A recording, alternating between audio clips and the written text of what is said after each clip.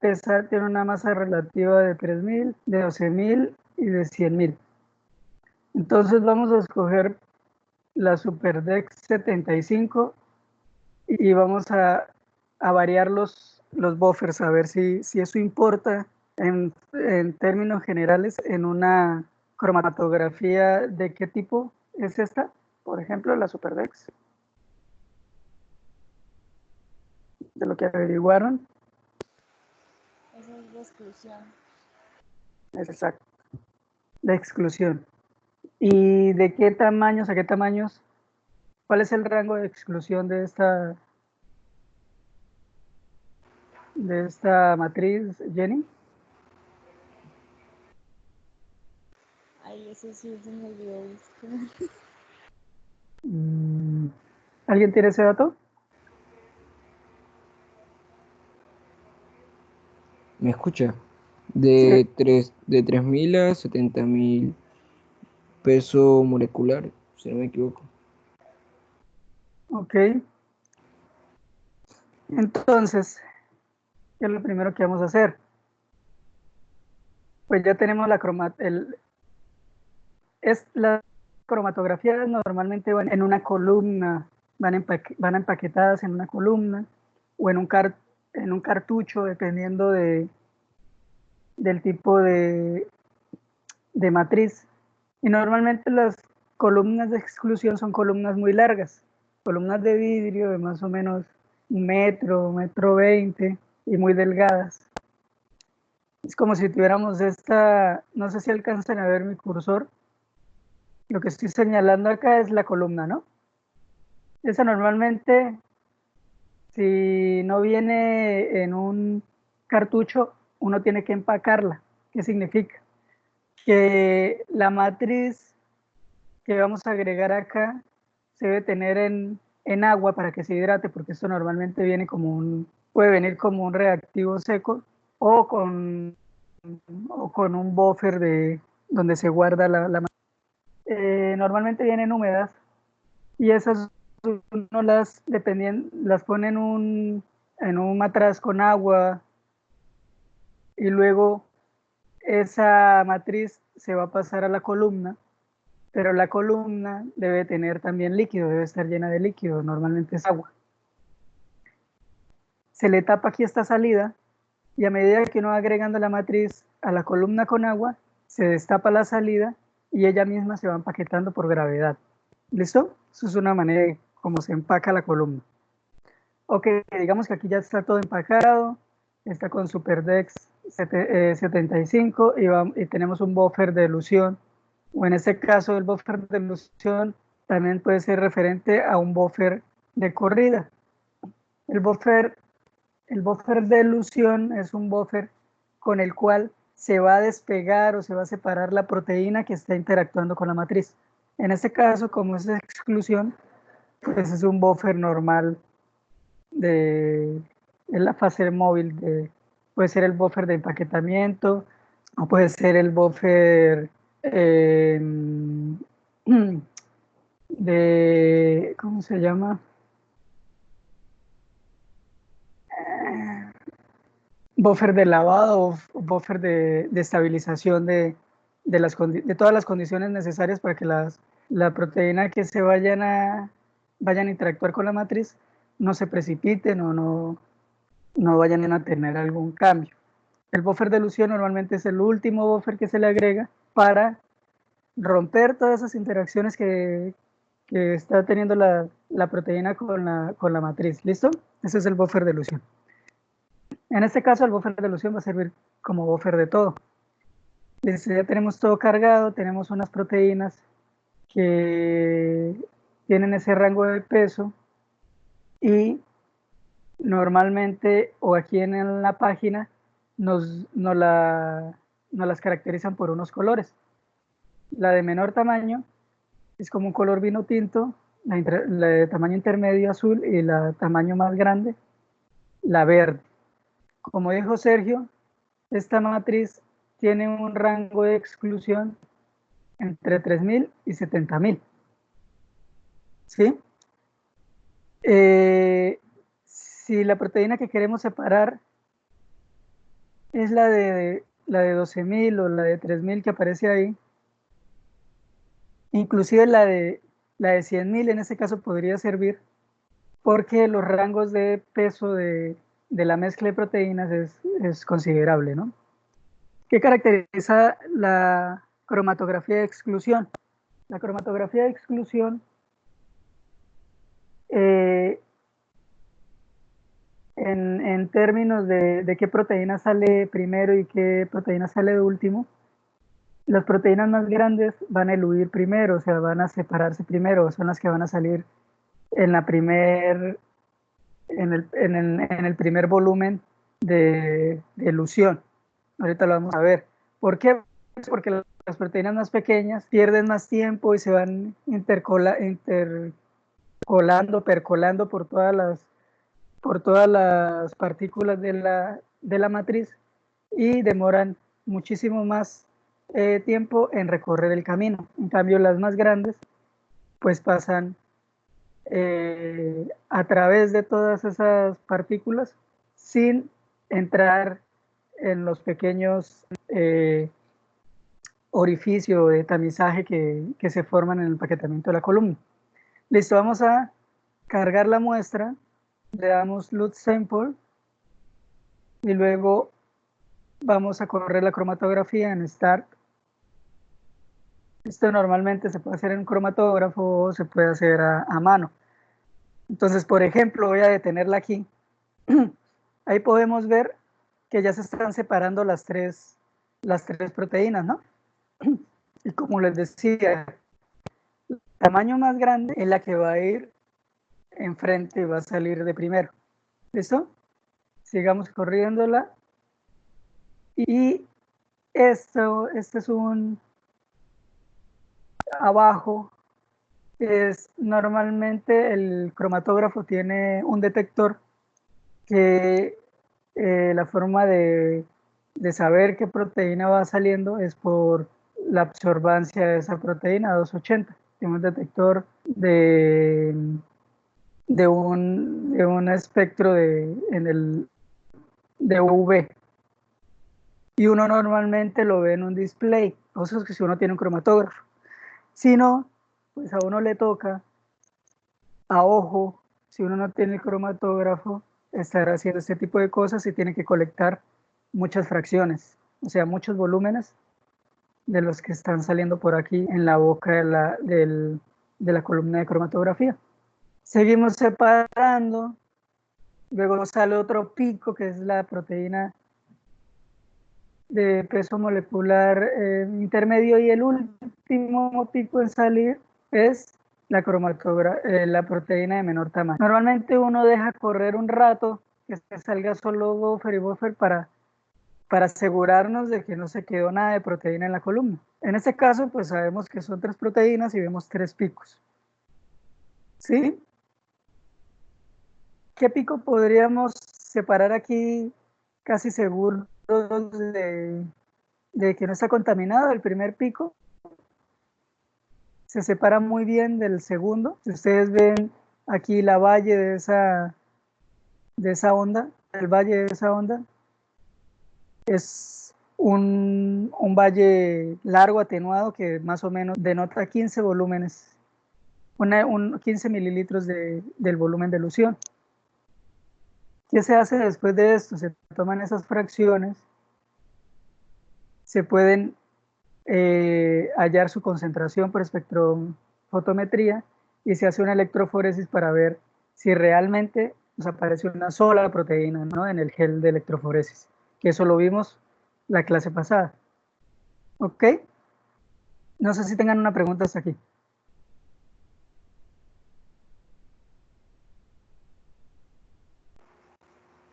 Por ahora no, profe. Listo. Si quiere vamos, como por pura curiosidad, vamos a cambiar el tipo de buffer. Ya no vamos a poner la glicina pH 3, sino a ver uno alto. La piperidina pH 11. ¿Listo? Vamos nuevamente a cargar muestra y vamos a empezar la cromatografía.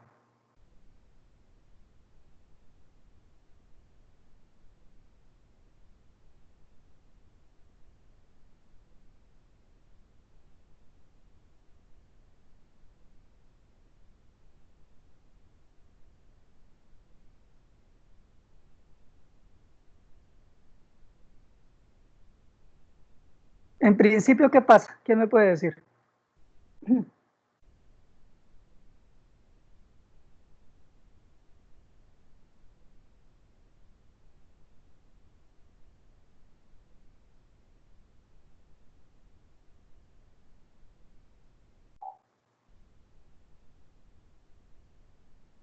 ¿Me oyen? Sí, señor, lo oímos. A ver, ¿qué pasa en principio? Cambiando el buffer.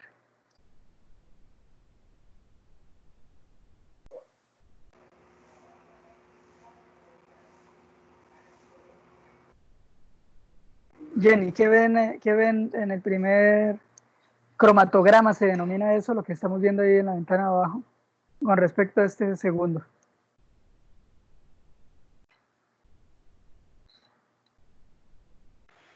Creo que no cambia, los picos es igual y el valle que se genera.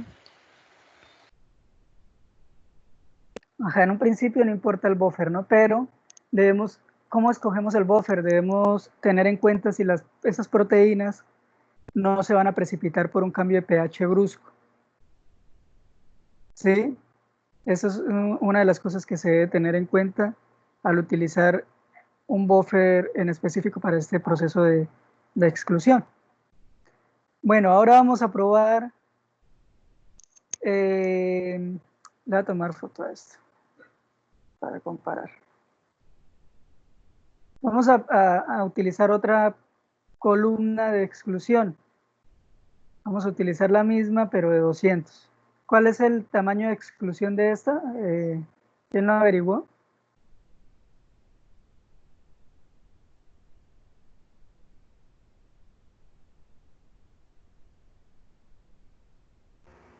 Ya le decimos, profe. Super Depth. De 200. 10.000, de 10.000 a 600.000. Ok, listo. Vamos a separar. Utilizamos cualquier buffer, ahorita no importa, solo estamos viendo el proceso de exclusión.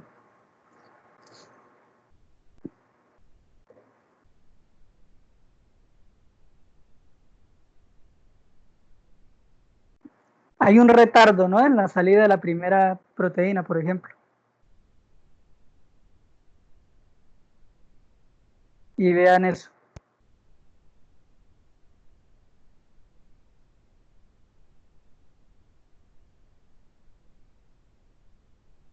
¿Qué diferencias hay?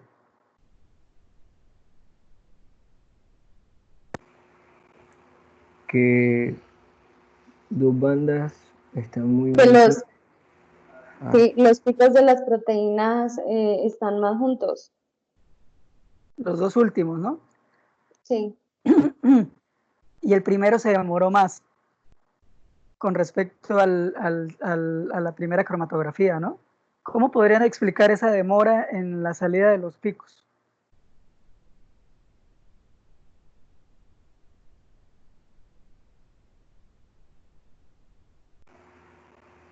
Esto tendría que ver con el tamaño al cual el cromatógrafo tiene mejor efecto o algo así.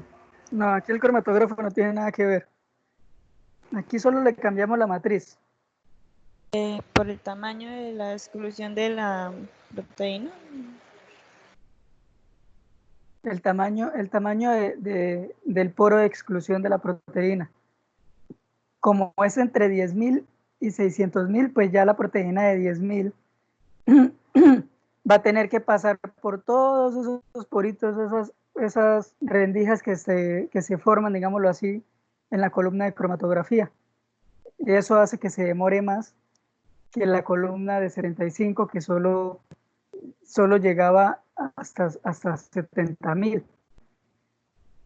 ¿Sí? ¿Eso lo entienden? ¿Lo puede volver a explicar, profe?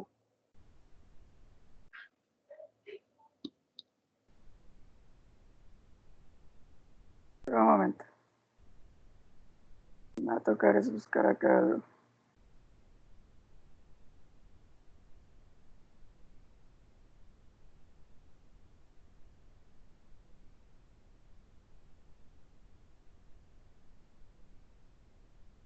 ¿Quién expuso la cromatografía la vez pasada?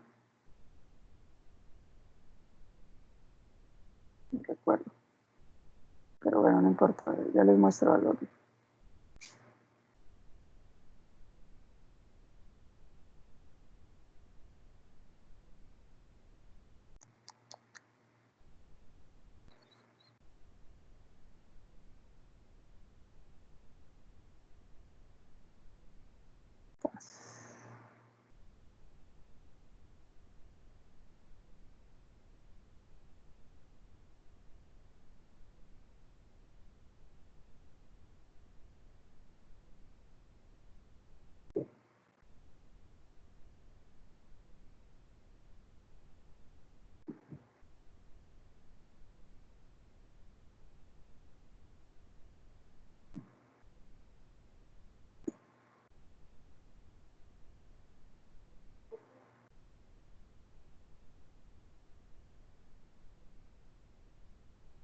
¿Ven el PDF? Sí. Listo, lo que les estoy tratando de decir es, vean esta parte, lo que les estoy señalando con el cursor. Estas son las perlas de la cefarosa en este caso, estas grandes. ¿Qué pasa cuando tenemos una mezcla de proteínas de diferente tamaño?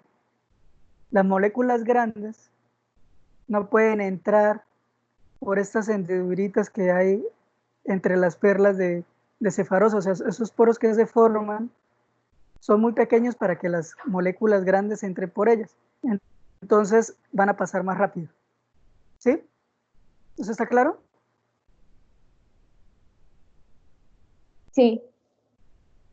Y a medida que disminuye el tamaño, pues se hace más lento el paso a través de las perlas de cefarosa, a través de los poros que ella forma, debido a que las proteínas ya son capaces de ir percolándose en todos esos poritos. Entonces eso hace que se retenga con, con mayor eficiencia,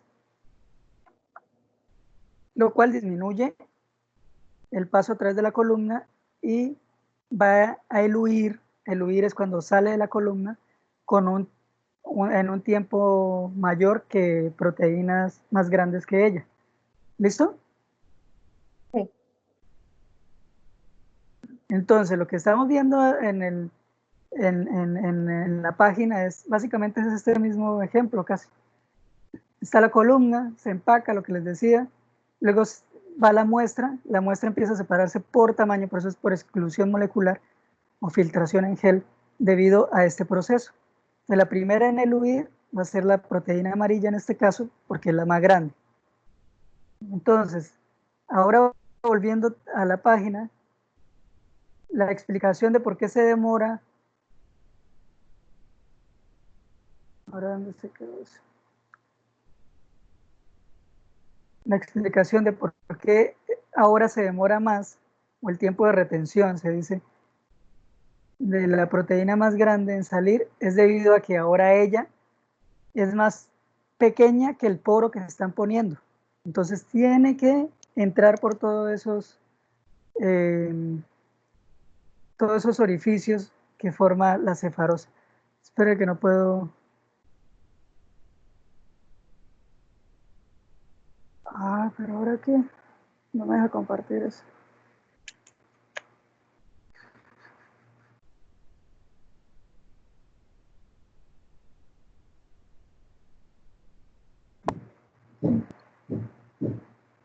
¿Ya ven la página? Hola. Sí, sí, señor, ya la vemos. Y otra cosa, el rango es muy grande, ¿no? De 10.000 a 70.000. Es un rango superior al de 3.000, por ejemplo. Bueno, a todas, 3.000 y 12.000. Si es el rango de 10.000 o 100.000. 10.000, sí. 10.000 a 600.000. Entonces, este rango de exclusión hace que las partículas cercanas a un tamaño de 10.000, o más bien, proteínas de menor tamaño de 10.000 se van a comportar casi como si pesaran 10.000, porque el tamaño de exclusión no tiene resolución a ese nivel, a diferencia de las SuperDex 75, que vimos que sí se separábamos. ¿Eso también lo comprende?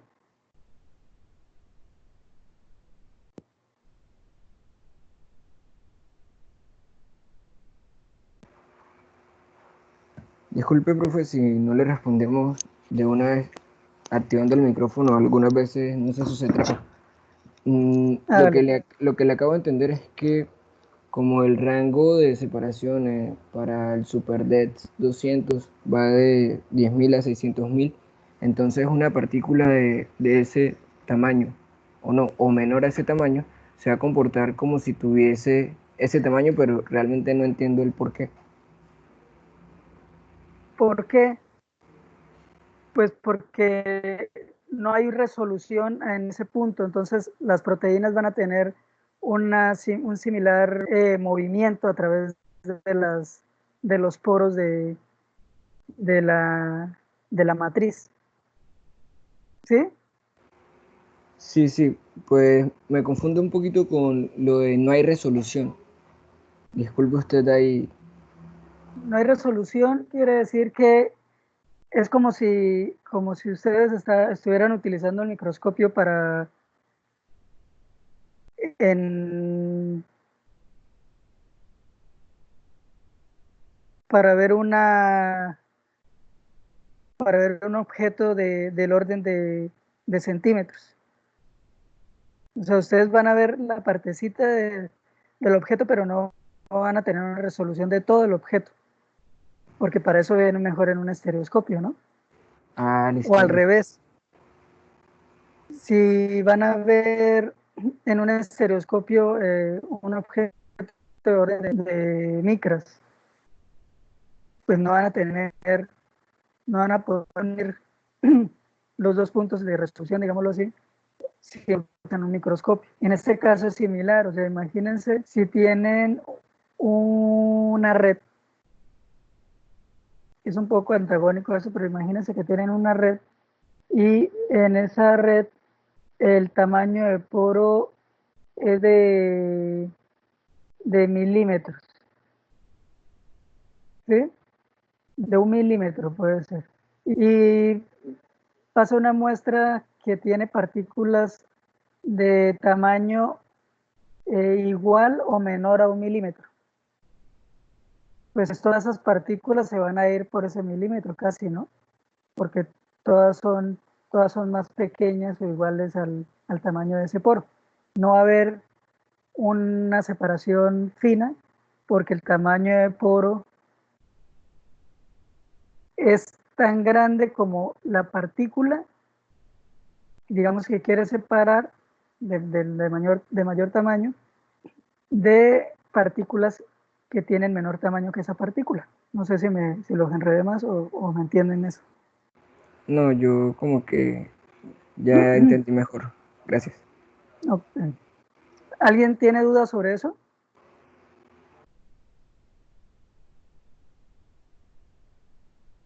Ok, No, entonces señor.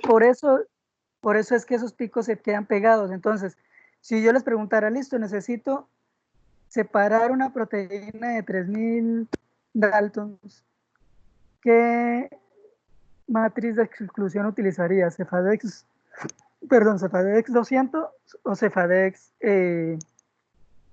75?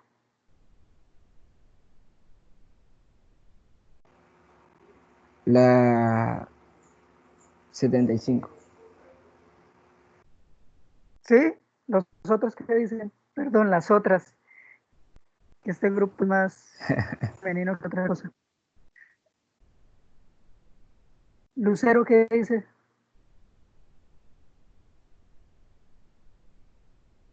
Jenny, María está muy calladita. Como profesional lo escucha muy ¿Qué fue bien. lo que preguntó? Sí, se nos escucha muy bien. Mira.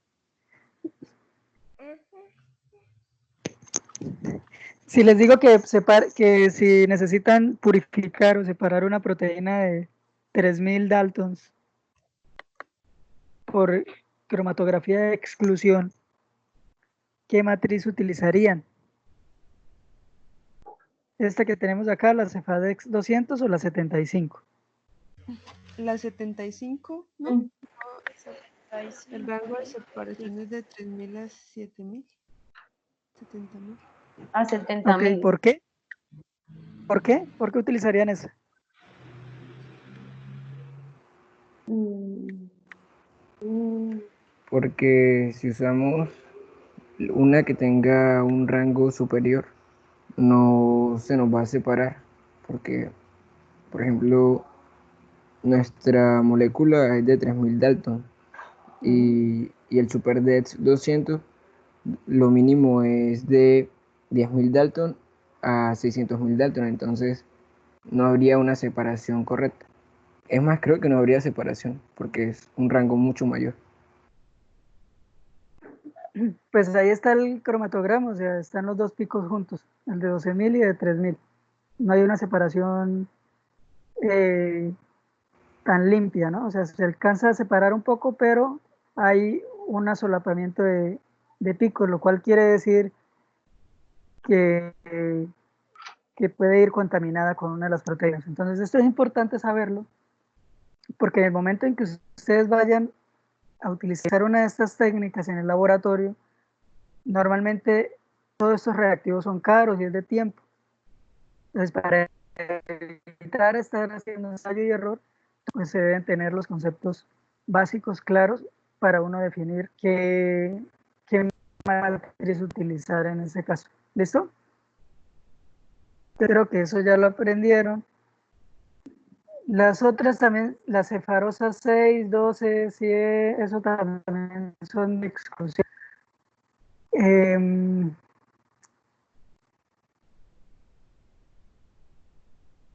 Cefacril, todo eso es exclusión. Dependen de un rango. Vamos a hacer un ejemplo de una de afinidad, por ejemplo. La CM celulosa. ¿Ese de qué tipo es? Intercambio iónico. ¿Cambio encontré yo. iónico? ¿Intercambio iónico de qué tipo?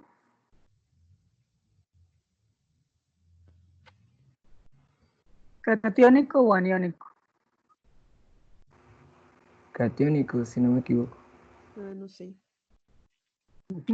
Catiónico porque está cargado positivamente la matriz. ¿Listo? Vamos a ver si aquí sí tiene efecto el pH. Listo, vamos a hacer el mismo ejemplo con las que están ahí por default. Vamos a cargar la muestra nuevamente y vamos a correr la cromatografía. Esta proteína, esta cefarosa va a estar cargada positivamente. El pH en el que está todo el medio es de 7.4 y fíjense los PIs de las proteínas. Vamos a ver qué pasa.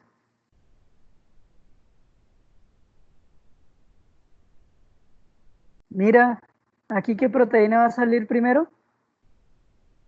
La azul. Después, la roja. Y por último, la más grandota, ¿no? Y súper bien, ¿ves? Se para súper bien. Ahí si queremos tener esas proteínas puras, creo que hasta la mejor forma es por medio de una cromatografía de intercambio iónico. Ah, no sigue, no sale más. La ventana del cromatograma no nos da la otra. Profe, A ver. pero entonces el orden de salida no depende tanto de la masa relativa, sino del PEI. En este caso, del PI, Sí, sí, señor. de la afinidad que tengan esas proteínas a una matriz con carga positiva. Bueno, profe, gracias. ¿Listo? ¿Cuál era la más afín a esa carga positiva? La azul. ¿La qué? La azul, ¿no? ¿La azul Porque o la verde? pues la que salió de primera fue la azul. Entonces Sí, no sé. pero en este caso, ustedes no están utilizando la filtración. En este caso, las proteínas se van a pegar, se van a quedar pegadas según su afinidad a la matriz. Y las que no se pegan son las que van a salir de primero. ¿Sí? Sí, sí. Sí, sí. Aquí el evento es otro. No es por tamaño, es por afinidad. ¿Preguntas? ¿Sí lo entienden? Entonces, entre más afín, más tarde saldrá. Ujú, exacto, exacto. Mientras más afín, más tarde saldrá. Exacto. ¿Qué pasa en términos generales? ¿Por qué es más afín la proteína verde que tiene un PI de 10.1? Está un pH de 7.4. Eso hace que la proteína se cargue negativamente y por eso queda unida con afinidad. ¿Sí? Vamos a ver, vamos a utilizar la DAE, que esta está cargada negativamente con el mismo buffer, a ver qué nos pasa con las proteínas. Vamos a cargar la muestra y vamos a correrla, a ver qué pasa si vemos un comportamiento diferente. ¿Sí ven? ¿Cuál proteína va a salir primero? La verde.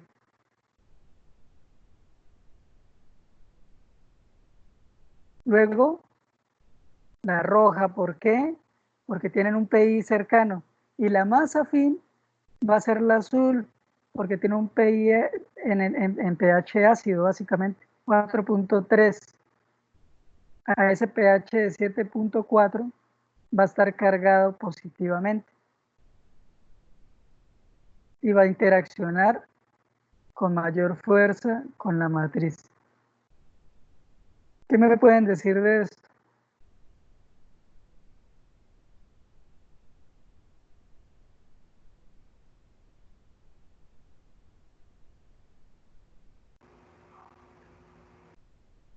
Pues probablemente, pues en los dos primeros picos están muy cercanos, ¿no? Y usted nos decía ahorita que el solapamiento, hay un mayor solapamiento y que esto puede ser por contaminación de proteínas.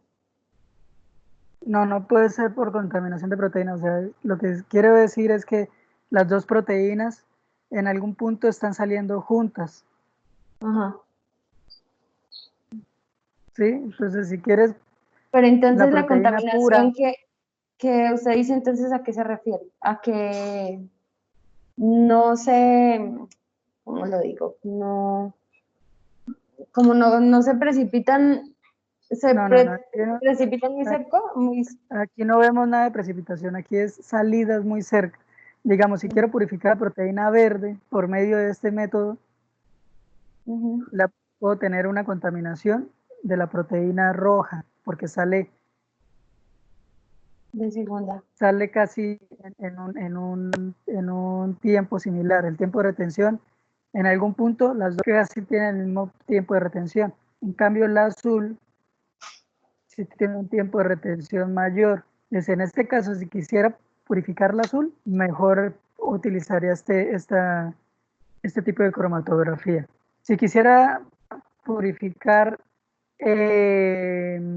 la verde, utilizaría la que está cargada positivamente con ese buffer a pH 7.4. ¿Sí o no? Eso está Mm, claro, ¿no? sí. Listo, ahora vamos a cambiar el buffer de pH. No sé, vamos a utilizar glicina y vamos a utilizar esa misma muestra a ver qué pasa.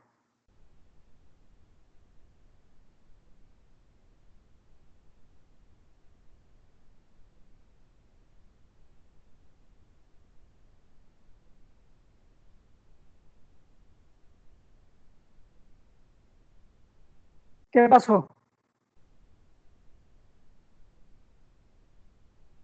Que el tiempo de retención de la roja y la verde fue casi el mismo. Y Ahora vamos la a volverla a diferencia, correr. Ajá. Verde y roja. Inclusive la azul. Salieron a, el tiempo de retención fue en el mismo, pues fue el mismo. Ajá. Este pico que está aquí solo tiene como un hombro. Eso quiere decir que hay más de una proteína.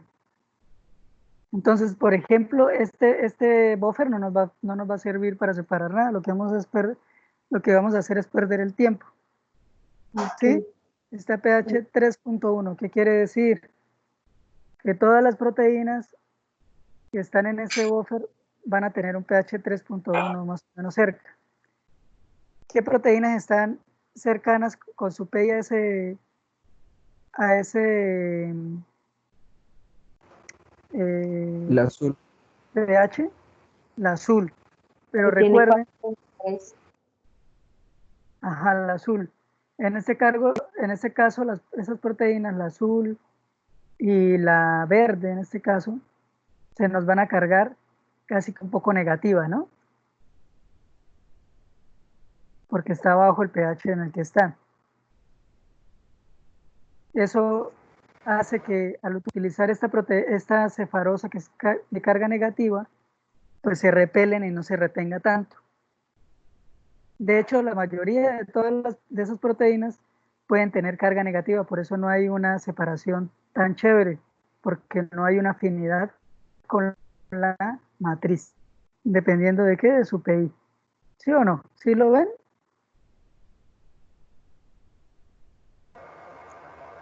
profe, mm, respecto a lo del punto isoeléctrico y a los diferentes pH que utilicemos, por ejemplo, en este caso que el pH es de 3.1, todos los que se encuentren por debajo, cerca de ese, no por debajo, sino cerca de ese pH, van a estar cargados negativamente y los que se Positivamente. encuentren, Si está car pues, Depende del PI. sí, es que me siento algo confundido con eso, entonces, ¿podría ¿Sí? explicarlo, por favor? O sea, el ambiente de pH en este caso está en 3. ¿Sí? ¿Qué significa? Aquí otra vez tenemos que acordarnos de, de todo lo que vimos en las clases pasadas. Y el PI, por ejemplo, de la proteína verde es de 10. ¿Qué quiere decir? Que a pH 10 esta proteína está neutra. ¿Sí? ¿Qué pasa si se disminuye el pH respecto al PI? Esta proteína en este caso va a tener una carga negativa, se va a cargar negativamente. ¿Sí? Sí, creo que le estoy cogiendo el hilo. Listo. Lo mismo la azul y por consiguiente la roja, estas proteínas, ¿no? Por esa razón no tiene afinidad con la matriz cargada negativamente, porque la carga neta de todas las proteínas es negativa.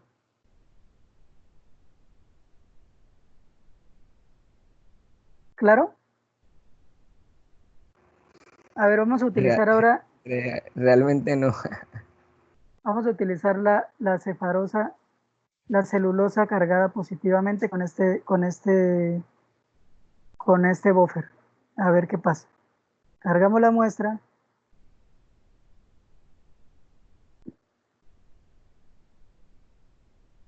Sucede justo lo contrario de la carga de la cefarosa con carga negativa. ¿Por qué? Porque este buffer a pH menor del punto isoeléctrico de las proteínas hace que las proteínas tengan una carga neta negativa, lo cual es afín a una carga positiva.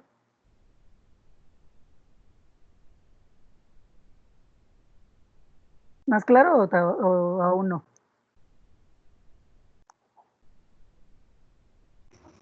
Sí, profe, ya mejoró un poco, gracias.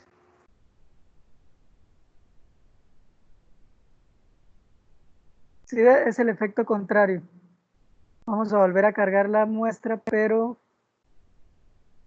con la matriz cargada negativamente. Cargamos la muestra y arrancamos. No hay ninguna afinidad prácticamente,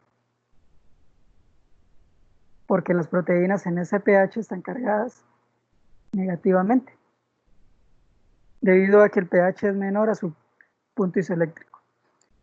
Ahora vamos a poner un buffer con pH básico, a ver qué pasa. Cargamos la muestra, tenemos una matriz con carga negativa, tenemos un buffer básico y vamos a correr la muestra a ver qué pasa. La verde tiene menos afinidad porque está más cerca a su punto isoeléctrico.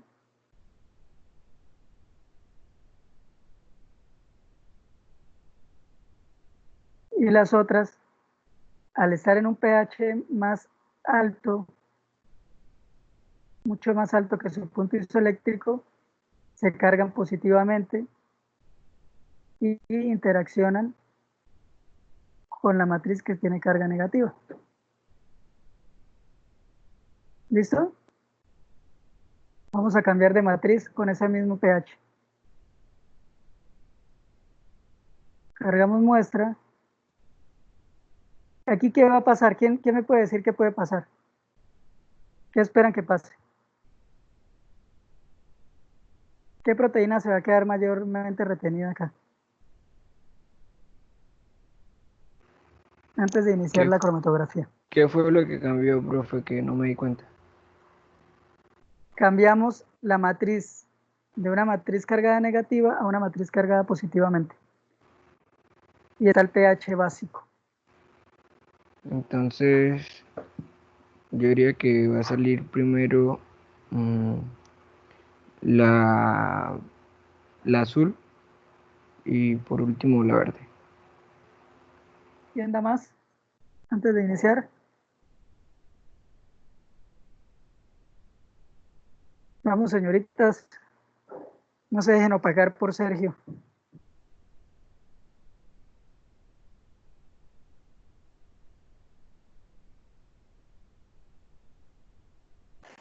O sea, ahí esa matriz es positiva y los que tienen el punto isoeléctrico más lejano al pH se va a cargar negativo.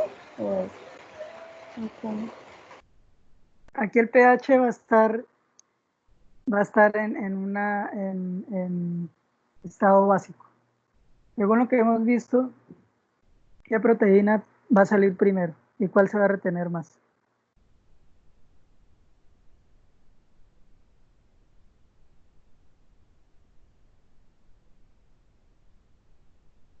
Sergio dice que sale primero, ¿qué es, Sergio? ¿La roja o la verde?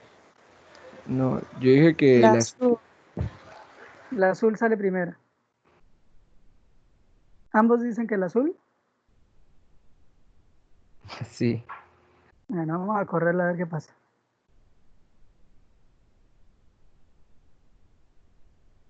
Azul, roja y por último la verde. Ve ese pico tan feo.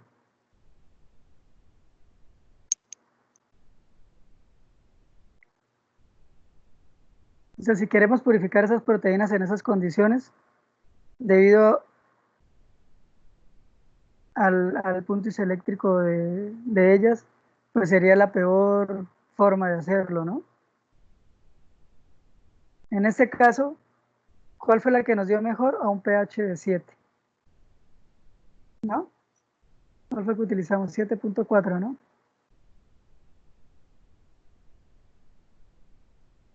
Bueno, lo que quiero que lleguen acá, o lo que vean, es que en las cromatografías de intercambio iónico, sí es importante el pH del buffer. Esa es la conclusión, ¿no?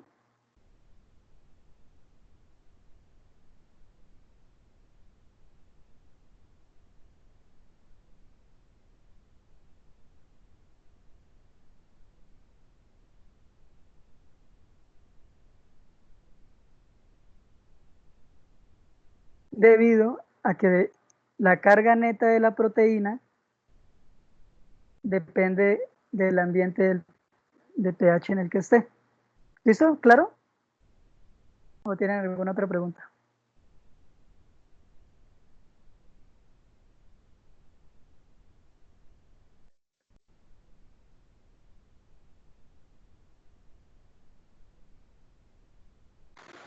Por ahora no. ¿Ya entendieron esto, no? Es lo que veo, creo que sí. Ya puedo estar contento. Listo, ahora vamos a ver una de afinidad con el mismo ejemplo. La IR cefarosa 4B. La verdad no sé cuál. Esto, cefarosa, es una matriz cualquiera, se puede utilizar también como exclusión, pero tiene una ventaja que uno le puede poner ligandos. ¿Qué significa un ligando? Un ligando es cualquier cosa que vaya a afinidad a la proteína en especie. Por ejemplo, si quisiéramos purificar una inmunoglobulina, normalmente las inmunoglobulinas tienen afinidad por una proteína que se llama proteína A. Entonces, en este caso, a la cefarosa le hacemos un tratamiento químico y le unimos como brazos de proteína A.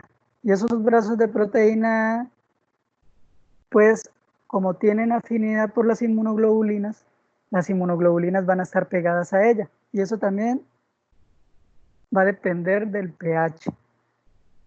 ¿Sí? Y el buffer de elusión normalmente es un buffer que compite por esa afinidad y normalmente se utilizan buffers salinos para poder romper esa afinidad y despegar la proteína de la cefarosa. Vamos a utilizar la cefarosa IR4B. A ver, no sé qué ligando sea ese, la verdad, no lo encontré.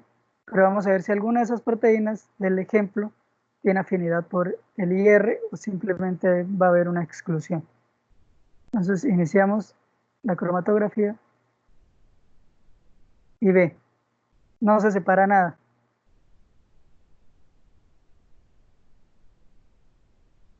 ¿Qué significa eso? ¿Qué me quiere decir? Que ninguna de las proteínas tienen afinidad por el ligando, según lo que le Perfecto, entendí. perfecto, esa es la respuesta. Vamos a ver si eso depende del pH en este caso. Un pH ácido, carguemos muestra. Digamos, por si hay alguna interacción iónica que se está dañando por el pH, parece que no. pH básico, cargamos muestra, corremos. Parece que no depende del pH, ¿no? Es netamente afinidad. Ok, vamos a usar la cefarosa unida a concanavalina A.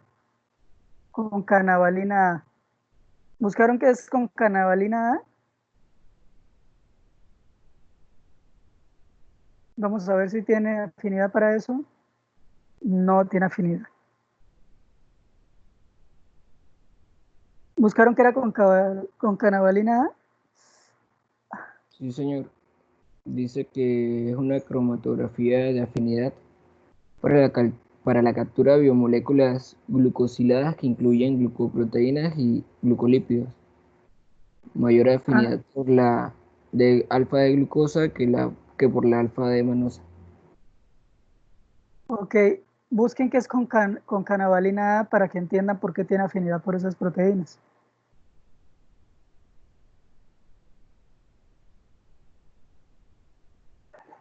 Es Es una una lectina. grabación.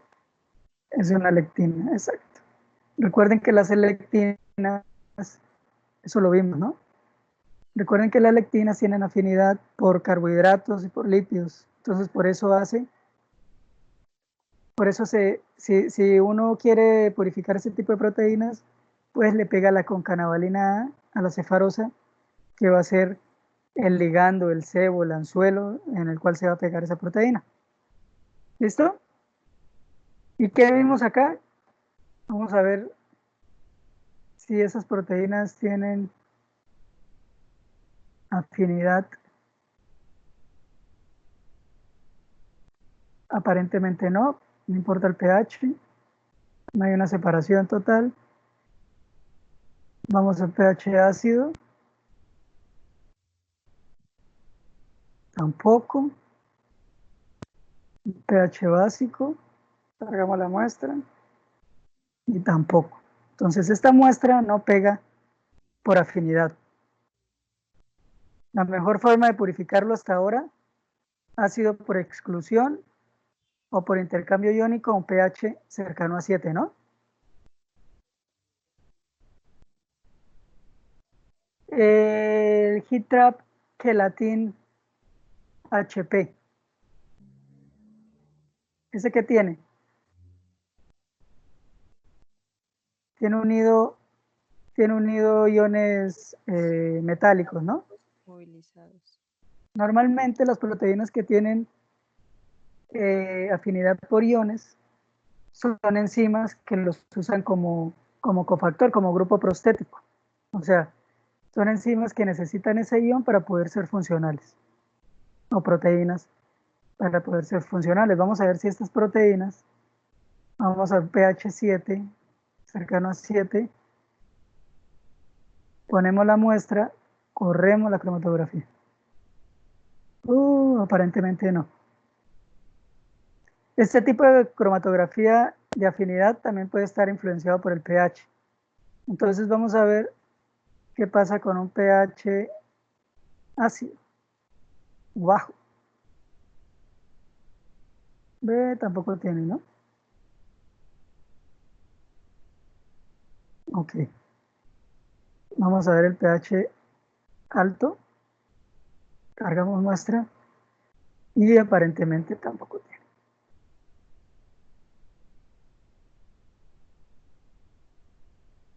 Y por último vamos a ver si estas proteínas utilizan el NADH como cofactor. Otra vez pH 7.4 más o menos. Cargamos muestra y parece que tampoco. Entonces, ¿a qué conclusión llegamos con estas proteínas? ¿Cómo es la manera más eficiente de separarlas?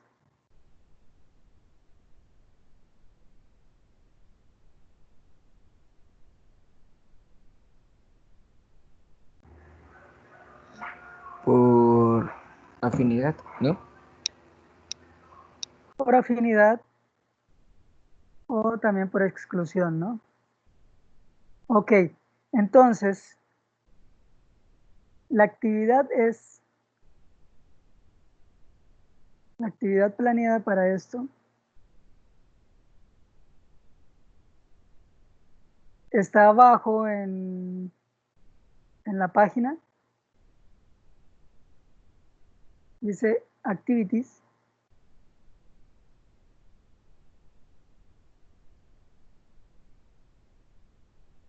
Y la primera actividad es hacer, utilizando varias matrices de filtración, determinar el orden relativo de las proteínas aldosa, aproteinin, con albúmina, ferritina, glucosa 6-fosfato de hidrogenasa. ¿Sí? Y ustedes mismos van a asignar cuál va a salir primero y cuál va a salir de último. Entonces, para eso, pues tienen que hacerlo, ¿no? O tienen que...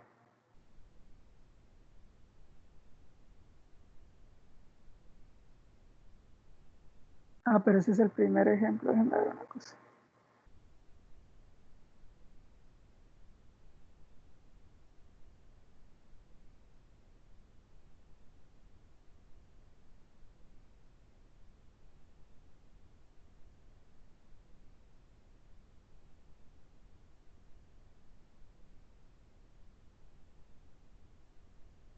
Ok.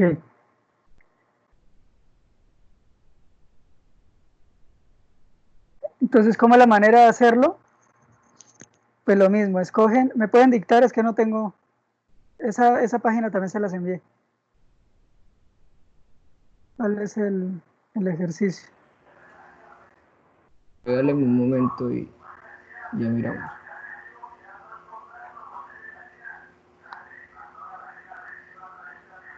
La Ok, primera, ya la, ya la está viendo. dígame, Sergio. Bueno, pues aquí dice que usando varias matrices de filtración determine el orden relativo de elusión de estas proteínas, aldosa Ajá, y todas esas.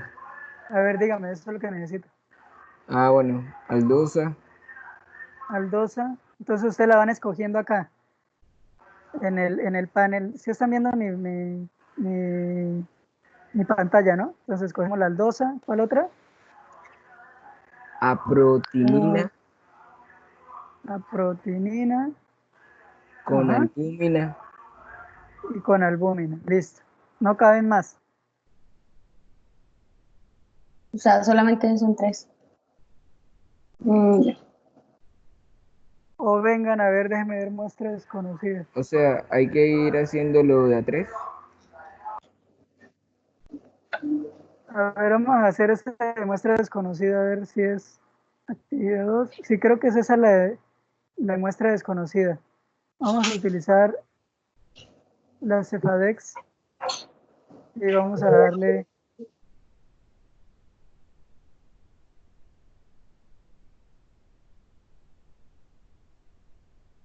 no sé si haya un punto de muestra desconocida, es que solo hay, no, sí,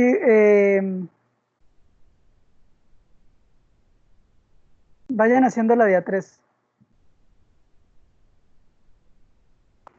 pero Profe, primero, sí, pero entonces, ¿cómo sabríamos cuál de todas las proteínas cuál de todas esas sale primero si no lo vamos a hacer pues todas a la misma vez? ¿quién le puede responder a Sergio?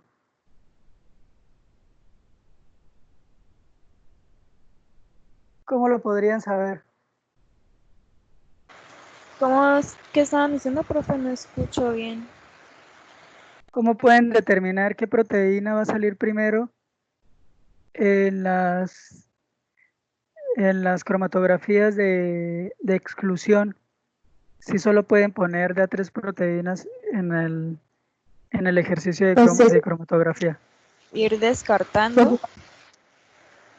No, ustedes no pueden decirme eso que ir descartando. Tienen todas las mm, herramientas en la internet. no, ¿Qué es lo primero? si se supone que se incluyen las tres muestras, cada muestra va a dar un color, ¿no? No, no, no importa. O sea, antes.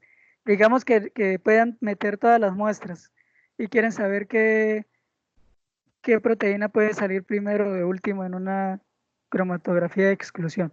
¿Qué averiguan? Pues el peso molecular, o sea, se pueden meter a cualquier lado, el NCBI, inclusive en Google, ponen el nombre de la proteína y les va a aparecer el peso molecular. Peso molecular de la proteinina, peso molecular de otra cosa. Entonces, dependiendo del peso molecular, ustedes ya se van a dar una idea de qué proteína qué tan grande es una proteína respecto a otra y qué, es más, hasta pueden definir antes de utilizar cualquier tipo de matriz, cuál sería la matriz ideal para la separación. ¿Sí? ¿Sí está entendido lo que les acabo de decir? ¿Aló?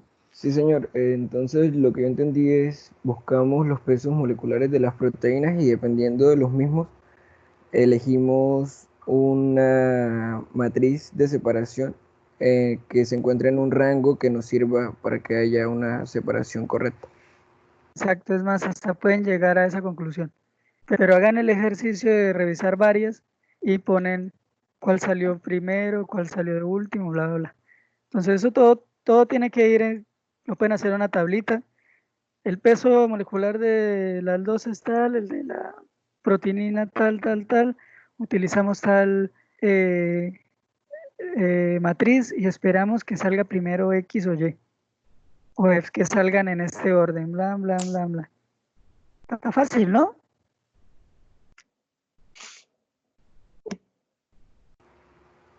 A simple vista, pues se podría decir eso, pero ya cuando uno lo empieza a hacer, la cosa cambia.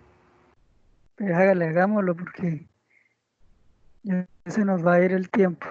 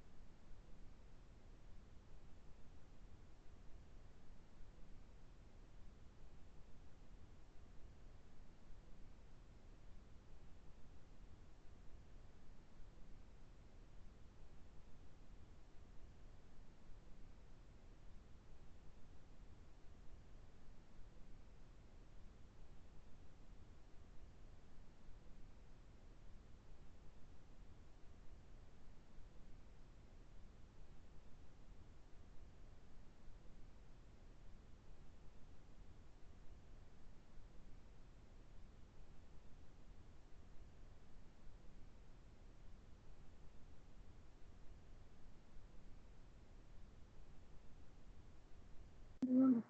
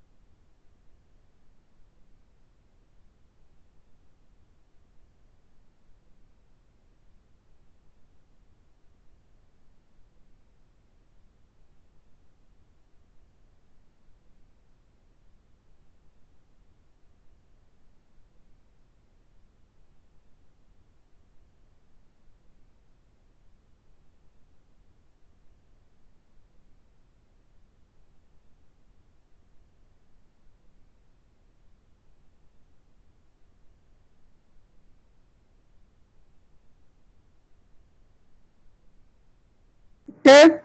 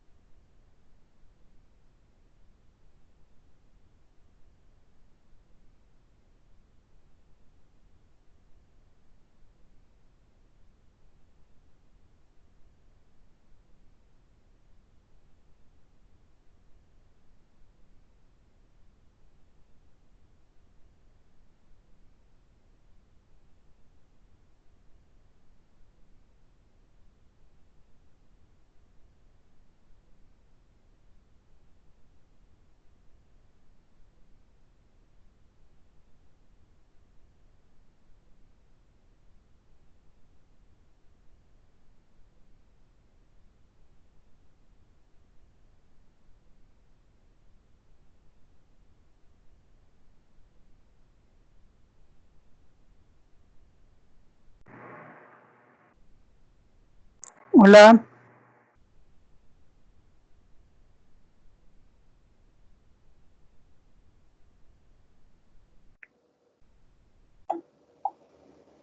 ¿cómo van? Pues ahí vamos. Sí, profe, aquí estamos intentándolo. Pero no está difícil, ¿no? Mm, Pues sí, un poco complejo. Ay, no está tan difícil. Em, Es que a usted todo se le re- facilita. sí, es verdad. Pero vaya uno y hágalo. Uno entiende y cuando lo va a hacer, boom, la cabeza le explota. pero están chéveres los laboratorios, ¿sí o no? O sea, estamos Sí, aprendiendo otras cosas diferentes a lo normal. la verdad sí. Sergio, ¿en qué quiere hacer la tesis? ¿Ya sabe? ¿En qué área ir? ¿Por qué área irse? Profe, yo he estado pensando mucho en la mastozoología, sobre todo en primates, la primatología, Ah, qué chévere. Ah, qué chévere. pero he escuchado que en la universidad como que no hay este, como cosas relacionadas para eso. No sé, la Pero verdad. puede buscar en otro lado. Eso es lo Ah, de menos. pues, o sea, a mí me gustaría trabajar con el mono aullador rojo, pero en sí no estoy seguro qué quiero hacer con él. Entonces me gustaría hablar como con el señor que dirige el museo en la universidad, que creo que él tiene conocimientos de eso. ¿De cuál universidad? Es que el museo, en la universidad ¿El no de acá? tenemos, Ay, sí, no. No, no le aconsejo. ¿Quiere que sea directa o indirecta? no directa, todo bien. Espere, Lucero. ¿Quién está grabando? No sé. Va a darle No stop. te.